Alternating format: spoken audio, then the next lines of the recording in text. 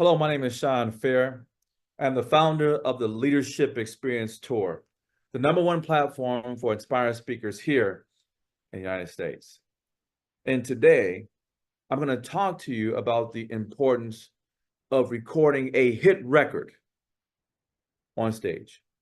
In other words, how do you get onto a stage and record a message that resonates with your target audience and deliver it in such a way that everyone is engaged, educated, and entertained? Sometimes it's easier said than done.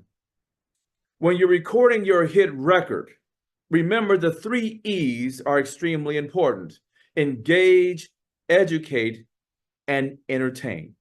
Most speakers have problems with the third one, which is the entertain. And it's not good enough for you to deliver a presentation and tell a joke and no one laughs at it. It must be funny. It requires that you practice. The other thing that you must accomplish when you're on the stage is to master the nonverbal communication aspect of speaking. Many of you know that 10% of communication is nonverbal, or that's verbal, I should say. In other words, whatever comes out of my mouth, that's only 10% of communication. 40% is pitch, tone, and rate of speed, and 50% is body language, is facial expressions, is hand gestures, is eye contact. And all I'm trying to say to all of you that's listening to me right now is that 90% of communication is nonverbal. And speakers who master the nonverbal communication skills on the stage are some of the best communicators in the world. That's a fact. As a matter of fact, your content can just be god awful. But if your nonverbal communication skills are tight, people thought they heard the best presentation of all time. And by the way, I'm not suggesting that any of you do anything like that. I'm just using that as a clear example. Now, what I would like to do for you is to just tell you a story, which is one of my hit records that I've recorded on the stage. And just remember, not only do you have to accomplish the 3 E's when you're telling your story, there's got to be punchlines when you're telling your story. And the nonverbal communication, it must be masterful in order for your story to be considered a hit record. Just remember that every start-off speaker in the country, they do all of those things extremely well. There are many good speakers out there today, but not many have recorded a hit record on the stage. So guys, back when I was in the workplace, I used to work for a company called the Mobile Solution. The Mobile Solution was the #1 T-Mobile dealer in the country that had 435 locations in malls across the country. Do you guys remember when you would go to the mall back around 2001 and 2005, and you would see all of these kiosks and these young kids in the mall trying to pull you over, trying to sell a free phone? We dominated that space. And when I was applying for this particular job, it was for the vice president of training. And I'll never forget this. They wanted me to come in and bring some professionalism into the organization. And they wanted me to streamline all of their training programs because they were in 35 markets. And every market had a different training program for their sales teams. It was absolutely amazing. So you're probably wondering, when I say that they wanted me to bring some professionalism into the organization, like, what does that mean? Well, let me just break this down for you. Those young kids that were in the kiosks, on average, they were 18 years of age. They were making $60,000 a year. The people that were running the stores, the sales managers, on average, they were 19 years of age. 70% of them across the country were making over $100,000. The regional managers, who were overseeing 3 of those locations across a particular state, on average, they were 20 years of age. They were making about $250,000 a year. The market directors, on average, they were 21 years of age, and they would oversee 13 to 15 kiosks in a state. And what I'm trying to say to you that there's a lot of young people making a lot of money. So when I came on board, I wanted to have this big conference where I invited all of the market directors, all of my trainers, all of the regional directors, and all of the managers to Arizona, Phoenix. And we had this nice hotel called the Renaissance Hotel. And when we all checked in, let me just tell you that we got kicked out on the first day because all of these guys are in their rooms on the balcony trying to drop beer bottles, trying to hit folks as they pass by. It was just an amazing and astonishing thing that I experienced with these young people. That's what they were saying. They wanted me to bring professionalism into the organization. Now, when I came in, they were right in the middle of a growth spurt. They had 435 locations across the country. I had 125 trainers that was under my umbrella. I had 4 national trainers and I had 2 graphic designers. And now I had to hire a 5th national trainer, and I'll never forget it. His name was Phil Black. Now, when I hired Phil Black, he was 26 years of age. He had leadership beyond his years, and he was going to manage 8 markets for me. But when he came on board, I had expressed to Phil that he's supposed to have new hire training in week 1 in San Diego. But I explained to him that because of my travel schedule and all the things that I had going on at that time, that I wouldn't be able to do the new hire training in week 1. But I said to him, but in the meantime, Phil, I would like you to go out to Seattle and work with Rob Ford. See, he's the market director out there, and he's going to help train you up. That way, when you come to training in week 3, you'll understand the lingo. See, Phil wasn't from the industry. And in week 2, I would like you to fly out to Chicago and work with Rich Weiss. See, he's the market director out there. He'll give you the Midwest flavor. That way, when you come to training, you'll understand the lingo. Now, I want you guys to understand that I was lying to Phil. I could have done the training. I just didn't feel like it. But nonetheless, that's what I communicated to him. Now, in week 2, I was having another conversation with one of my other national trainers, and her name was Laura Malwitz. And when I would get on the phone with Laura Malwitz, I would demonstrate free reign leadership. I would allow her to kind of dictate what she wanted to do throughout the course of the week. And she would tell me who she was traveling, where she was going to travel to, and who she was going to be working with, and what training program she was going to be putting in place, and what market she would be putting in place in. It was just a pleasurable conversation. She had a lot of experience. But in the midst of having that conversation with Laura, I got a phone call from Phil Black. But I didn't answer the phone because the experts say that when you're having a one-on-one conversation with your employees, you're supposed to give them your undivided attention. That's what the experts say. So I didn't answer the phone. So I'm back talking to Laura. I'm having a great conversation with her. She's giving me some more meaningful information. And about 15 seconds later, guess who's calling me? It's Phil Black. But I didn't answer the phone because the experts say that when you're having a one-on-one conversation with your employees, you're supposed to give them your undivided attention. So I didn't answer. So I'm back talking to Laura, and we're having a great time, and she's giving me some more information. And about 10 seconds later, guess who's calling me? It's Phil Black. Now, that's what I call unusual behavior. Something's wrong. Now, I still didn't answer the phone, but I did stop the conversation for a moment. I said, Laura, can you do me a favor? Because I wasn't near my computer. Do you mind going to your computer and see if corporate has sent something out that may confuse someone new in the organization? This was just a hunch. She says, Shawn, that's not a problem. So she goes to her computer and she's there for about 2 minutes. She comes back to the phone and she was cracking up. She was laughing hysterically. I said, Laura, I would like to laugh. What's so funny? Well, Shawn, there's a picture of Phil Black in my email. No. There's a picture of Phil Black in everybody's email. It went across the company's distribution list.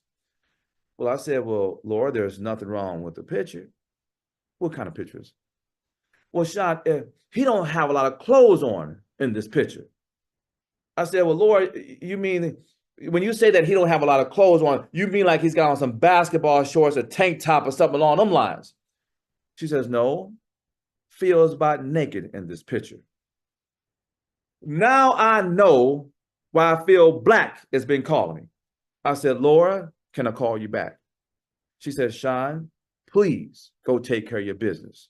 Now, I want you guys to understand that anytime you're getting ready to have an emotional conversation with your employee, the expert says there's a few things that you should do, but there is one mentality that you have to go into that conversation with.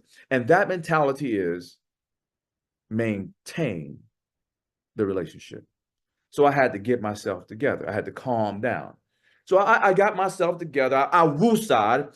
And when I got on the phone with Phil, I said, Phil, I noticed you called me a few times. I was just wondering, how may I help you? And you can hear the tremble in Phil's voice. Hey, Shawn, man, I just want to let you know, man, I'm just so embarrassed right now. And I just didn't know who to talk to. I said, Phil, you scared me. What happened? He said, well, I was sending a picture to my girlfriend. I stopped him. I say, Phil, when you were sending a picture to your girlfriend, did you send it through the company email or your personal email? Well, Shawn, I sent it through the company's email. I stopped him. I said, well, Phil, you shouldn't have done anything like that, but that's okay. We all make mistakes. What kind of picture was it? Now, he said the same thing Laura said. Well, Shawn, I didn't have a bunch of clothes on. I stopped him. I said, Phil, when you say that you don't have a bunch of clothes on, you mean like you have on some basketball shorts, a tank top, or something along them lines? He said, no, Shawn, to be quite honest with you, I'm about naked in this picture. Now, I want you guys to understand that my emotions were starting to rise up again. So the experts say, before there's an explosion between you and your employee, there's a few things that you can do to calm down. They say that if you just take a couple deep breaths in the midst of the conversation, that psychologically is supposed to relax you. That didn't work for me. That may work for you. They say that if you just sit in your chair and you change your position, it's supposed to give you a different outlook or a different perspective of the situation. That didn't work for me. That may work for you. They say that if you just take a cold sip of water in the midst of the emotional conversation, that is supposed to calm you down, supposed to relax you. That didn't work for me. That may work for you. The only thing that the experts say that you should do in that moment that worked for me was to take a break. I needed a moment. I said, Phil, can I get back with you? And he said, Shawn, that's not a problem. Now, I want you to understand, there's two things that I can do at this point. I can either call the HR department, which they're already working on this, or I can call Mike Gormley, who's my executive vice president, who was 25 years old at the time. He's going to make the decision on this. And by the way, had this been T-Mobile corporate, Phil would have got fired instantly. I would have got fired. Mike might have lost his job. This would have been a major liability issue. But this was their company. Mike was 25 and the owner was only 30. So when I called Mike Gormley and he picked up the phone, guess what he was doing? He was cracking up. And I said, Mike, I don't have time for your jokes. How do you want to handle this situation? He said, well, Shawn, what happened? I said, Mike, I don't know. I got so upset with Phil, I had to get off the phone before I just blew up. And this is what Mike said to me. He said, Shawn, listen, here's what I want you to tell Phil. Just whatever he did, it doesn't matter. Just tell him, don't do it again. I said, well, Mike, I can handle that. So once again, I have to get myself together. Remember, the mentality that you must have when dealing with your employees in an emotional type situation is to maintain the relationship. So I called Phil. I was real calm. Hey, Phil, I just wanted to give you a call. How you doing? He said, Shawn, I'm not doing so good. I says, well, I got great news for you. You got a job. And I got my job. And Mike has his job. We just need to know what happened here. And this is what he said to me. He said, Shawn, I sent the picture to my girlfriend. I believe that someone broke into my email, went into my sent folder, saw the picture, And as a company practical joke, they sent it to the company's distribution list. I said, well, Phil, that makes real good sense to me. Change your password. And Phil, let me just say this to you one time. Please don't do it again. And that was the end of our conversation. But 3 days later, Phil calls me back with the same tremble in his voice. And I said, Phil, what is it? He said, well, Shawn, they changed my signature and I didn't realize it. I said, well, what did they change it to? See, it's supposed to say Phil Black, national sales trainer at the bottom of his email. Now it says Phil Black, national sex trainer. And he was sending emails to Motorola, Samsung, Nokia, like all of our vendors. This was the most embarrassing thing of all time. Let me tell you the moral to the story. Is that new hire training was supposed to happen in week 1. Guess what we cover on the first day in the first hour of new hire training? We teach email ethics, and we have everyone change their password. Back in those days, everybody's email was consistent. It was first name dot last name at tmsmail.net. And everyone's password when they entered the company was 1234. He never changed his password. My whole point in telling you this story is that there's an undercurrent when people are not properly trained. You know, a good friend of mine, his name is Captain Kevin Davenport. I met him in a training class one day that I was delivering, and from time to time we would get together and have dinner, and I was asking him, what are some of the undercurrents that happens in your industry? See, he was a captain for JetBlue. And he said, one of the major undercurrents is death. He said that 97% of the plane crashes that happen across the world are due to pilots making the wrong decision based on the circumstances that they were in at that particular time. Now, I'm not trying to scare folks from getting on an airplane. I'm just trying to tell you that there are major undercurrents when people are not properly trained. Now, ladies and gentlemen, what you just heard from me is the Phil Black story. It is a very personal and true story that happened in my life. I am a corporate speaker, and I have 7 of these signature stories that gets me booked on stage after stage after stage after stage in the corporate environment. In that story, there's some comedic relief. In that story, there's some punchlines, and there's some story. Part of that story is educational. There is a message that is very specific to leaders in today's workplace. And my question to you is, have you developed your story in such a way where it engages your audience, it educates your audience, and it provides them some comedic relief as they're listening to your story? Because remember, people should enjoy the message that you deliver. We're talking about highly sought after speakers. I hope today that you've learned just a few things that will help you to deliver your hit record on the stage. Once you develop your hit record, it's all about the practice. Great speakers practice their message over and over and over again. It is the only way that you develop the message to its highest potential, is to practice. The more you practice, the better the analogies that you put in it. The more you practice, the better the nonverbals in your communication. The more that you practice, the better and the more magnificent the delivery is. So if you're trying to be the best of the best, you have to first create the hit record. And you have to sing the song like you're the best singer in the world, which means you have to deliver the message like you are the best speaker in the world. But it starts off by having great content.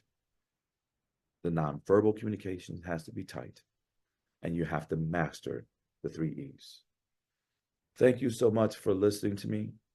I look forward to potentially being in front of you again.